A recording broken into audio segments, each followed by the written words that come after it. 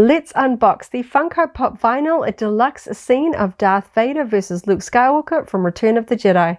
Varykino. If it's Star Wars, we collect it. Hello there, thanks for visiting Varykino. I definitely count myself as a Funko fan, and I try to add as many from the Star Wars range of pop vinyls to my collection as often as I can, but when it comes to the larger ones, it is a little bit harder to squeeze those into the budget. Generally speaking, I try and play the waiting game and see if I can pick them up on sale. Now, I didn't actually see this one in my local store in person. It was only available online, and it seemed to take quite a while to finally hit that clearance sale, but my patience paid off. I finally found one at a great price in a recent toy sale, so it arrived in the mail. So this is my first time seeing this particular movie scene in person. It's quite a big one. Of course, we have that iconic climactic battle between Darth Vader versus Luke Skywalker on the second Death Star from Return of the Jedi. Really cool scene. I can't wait to get this one out. I think it's going to look much better once we get it out from behind the plastic here. So thank you so much for hanging out with me today. Coming up really soon, I'll get this scene out so we can see it clearly, see all the cool details. But first, let's take one last look at the box. I like how the deluxe Funko Pop vinyl figures and scenes have a much sturdier cardboard box. Definitely works well if you want to keep these boxed. Perhaps you need to stack them to save space in your collection, but of course they do have windows that wrap around the corners, so we don't have cardboard protecting here. This one I was actually kind of expecting, because it was a clearance item, to have a few more box dings than this one does. It's actually in quite good condition. We have a big window here on the front that wraps around on that right side. The left side has its own little cutout window there with a little bit of a preview picture there of the scene there. Really nice. We have the number here in the top right, 612, and the name for the scene, Darth Vader versus Luke Skywalker, and we have the 40th anniversary of Return of the Jedi symbol here down in the corner. Of course, this was part of that 40th anniversary collection. This one is, of course, one of the coolest ones from that collection. Oh, it just looks fantastic. We can kind of see the amount of plastic we have protecting the figures and the scene here. We've got quite a few layers, so I think it's definitely going to look a little bit cooler out of the box. We've got the scene name here again down the side, big bold black lettering there, and on the back we've got actually quite a cool graphic here. We've got sort of a dark and red toned graphic here. We've got the Death Star 2 kind of on the side here behind the Return of the Jedi logo. We've got the number 612 and a nice clear image of the scene in question, Darth Vader versus Luke Skywalker. Technically, there should be a Palpatine sitting on a throne kind of in the window here, framed with these two figures. I guess that's a little bit inaccurate, but it would probably blow out the size and the cost of the scene. So I can kind of forgive them for not putting it there, but perhaps that is the reason why I was able to pick this one up on sale. I do think it is missing that Palpatine figure. We can see some of the other figures from that particular assortment. We have Luke Skywalker, Princess Leia in two different outfits, Wicket, C-3PO, and Darth Vader unmasked. I think this was a really cool assortment of pop vinyl figures for Return of the Jedi. Still trying to track down a few of these. They're slowly starting to hit clearance alongside this one. Definitely trying to collect them all, as it says here as well. And then of course we have that image there. Fantastic. I really like that. So cool. And of course we have a very big window here at the top as well. Not the best if you want to stack your Funkos, because of course this isn't as strong as cardboard with a window like that. And we've got that preview image there as well. But yeah, overall, pretty cool. I think this one's definitely going to look better out of the box though, so let's open it up. I'm going to open the box from the underside. You can see we already have a little bit of damage here on that bottom flap, so if I add a little bit more of a wrinkle to it, it's not too bad. Okay, so now we can see the plastic. I'm just going to pull the tray out. Comes out nice and cleanly. Oh, there's kind of a fun insert in there as well. I'll just take a quick. It's kind of the same as that back graphic with the Death Star 2 in this really fun, dark, sort of ominous red color. And now we have the deluxe scene. Just gonna quickly pull this off. There we go. And now we can finally lift the scene out. Okay, and we've got even more plastic packaging here in the back, behind the figures as well. So let's see if we can slide that out. It's right up against the characters' faces, actually. Might have to sort of hold them to slide this out. Vader's head is kind of catching on that. I don't want to twist their heads too much. Golly, that's really tight. Okay, there we go. Finally got that out. That was keeping them from moving. But yeah, so let's clear the packaging away and go over all the details. But this looks absolutely amazing. With the box cleared out of the way, we can take a closer look at all of the details. I think this looks so much better out of the box. So of course, let's start off with the hero himself, Luke Skywalker. Here he is in his black outfit from Return of the Jedi, as we see him on the second Death Star, holding his green lightsaber. We see that he's got his gloved hand. We've even got some nice details. His costume is a little bit simple here in Funko form, but of course that is the original costume. It is generally all black with some tunic details that are pretty small to see here. We've got that little gap at the neck. We've got some details here on his belt, including the little sort of holder for his lightsaber, some belt buckles there, and his glossy black boots there. I really like the green lightsaber here, of course, sort of pointing towards Vader. He does have a fairly plain face, but then again, most human characters do for Funko without all of sort of the details. When we reduce it down to the Funko style, they look a little bit generic, but I do think the hair is a pretty good likeness. It does make me think of Mark Hamill in those scenes. We do have a little bit of a misprint here with the paint. Couldn't quite see it very clearly through the plastic packaging, but we can see that the sort of skin tone of the face is just overlapping here along the hairline a little bit. And of course, we can also see we have a little bit of a paint flaw here. Looks like we've got some sort of paint scrapings from some pale colored paint here on the hair. Minor, it's not huge, doesn't really grab my eye, but when I'm looking close up, I do see it. We've got one tiny little dot on the forehead just here. Again, I'm looking very close up. Can kind of see from his back, again, very plain costume details, not much going on there in the back. Overall, I don't think I would expect much more from the Luke figure. He doesn't have any sort of glue residue or anything around the feet, which is always nice. Sometimes you get that sort of that white, it's almost like a dust sometimes, or just the clear glue residue when they are attaching these figures down. Because there isn't that much detail here on the base, I think any of those kind of issues would be really noticeable. So it's nice and clean. I like that. Of course, we've got to look at Vader. Now, he is sort of tipped in a little bit more inward, so it is a little bit harder to see his face here. Of course, he is all black as well. We can see that he has kind of amber eyes. Of course, the lenses in Darth Vader's helmet are not black. You know, we've got to let the actor actually see through the lenses there. We've got some silver details here as well on these sort of tusks and on the nose aspect there as well. He's got a lot of details on the front of his costume, but because of the way his body is tipped, it is a little bit harder to see them, but I can see the silver of his chest armor. We've got all of the details of his chest box in there as well. Very nice. You can kind of see the belt there from the side.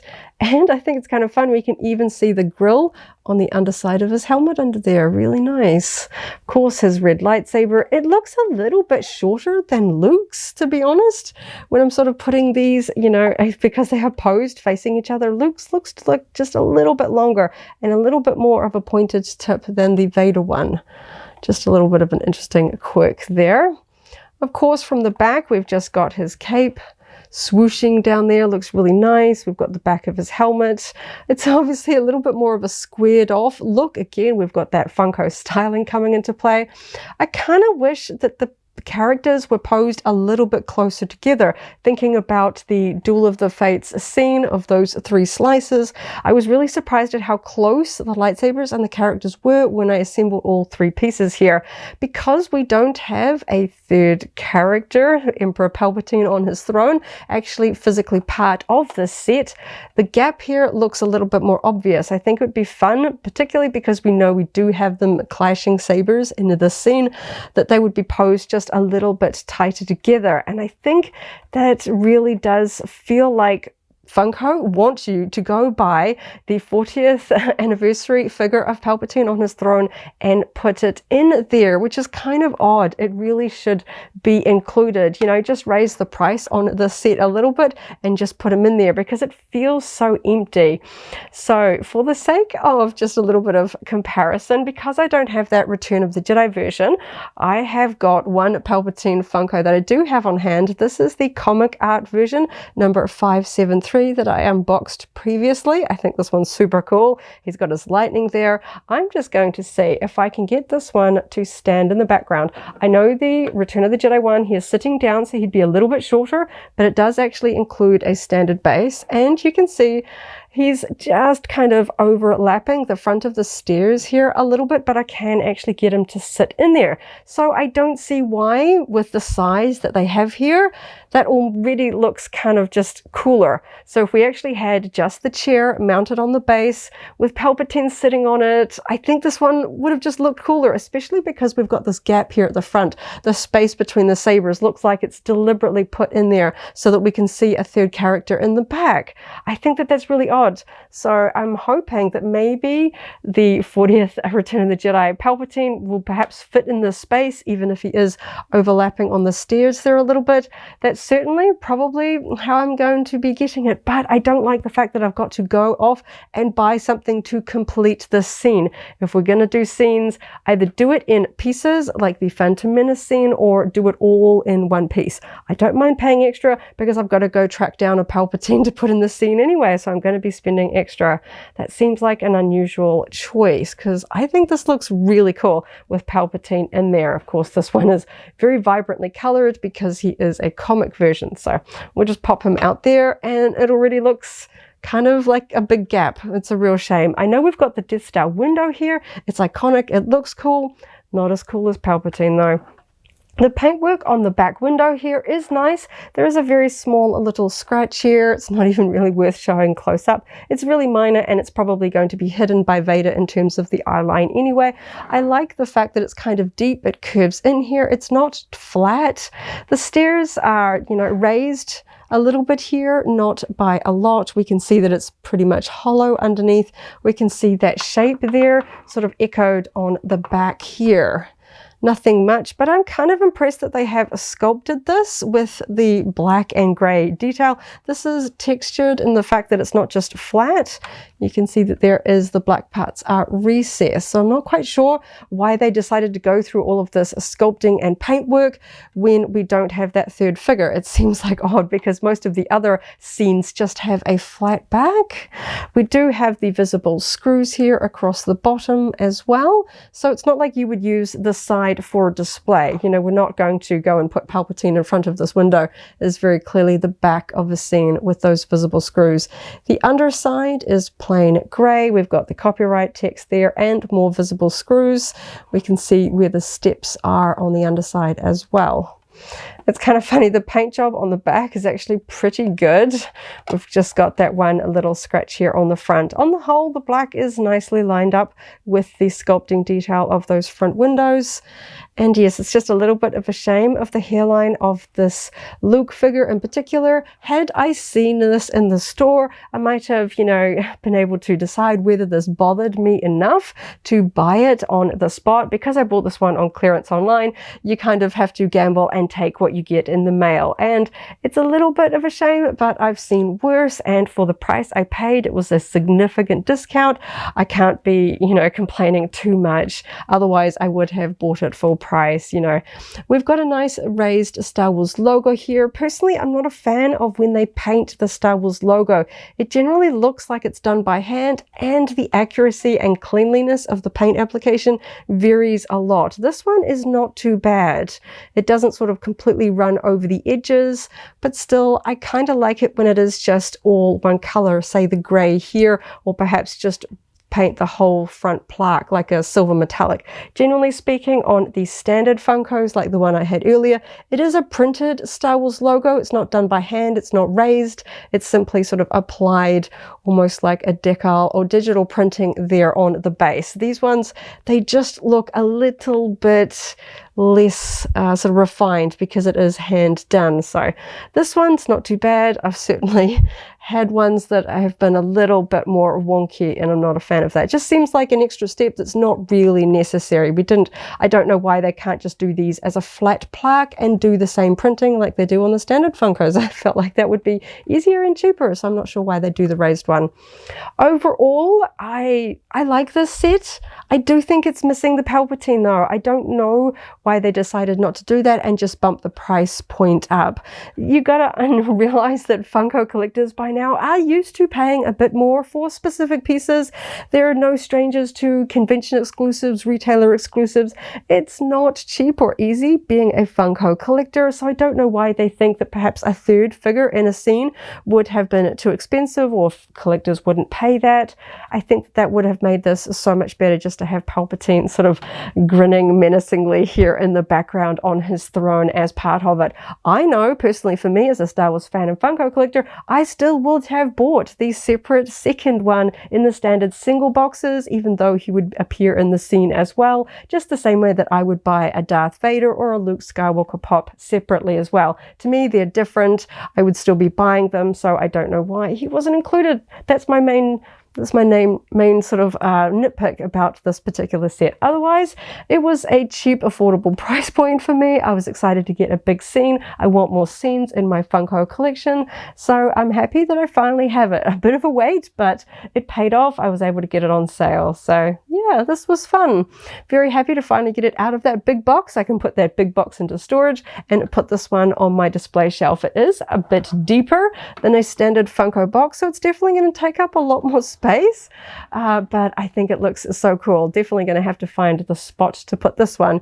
Very, very cool. So there you go. Thank you so much for hanging out with me today as I opened up a big deluxe Funko Pop vinyl Star Wars scene, and I had a lot of fun at checking out all the details. I hope you have a wonderful morning, afternoon, or evening wherever you are in the galaxy, and let's hang out again very soon for more Star Wars fun. May the Force be with you. If you're a Funko Pop vinyl fan, I recently unboxed the Boba Fett and Fennec on Throne scene. That video is linked here in case you haven't already seen it, as well as our whole Funko unboxing playlist. This is the way.